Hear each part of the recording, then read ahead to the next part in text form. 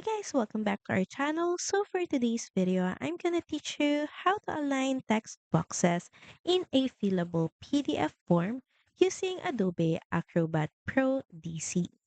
So first head over and launch Adobe Acrobat and here start opening up your fillable PDF file. Next, at the top corner of your screen, click on Edit, scroll down and click on Prepare a Form.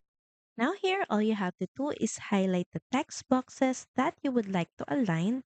And to do that, all you have to do is click and drag your cursor and highlight the areas with the text boxes you would like to align.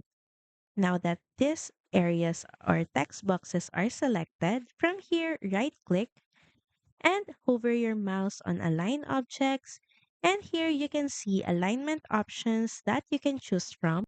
Just choose the alignment that you prefer. So you can align them left.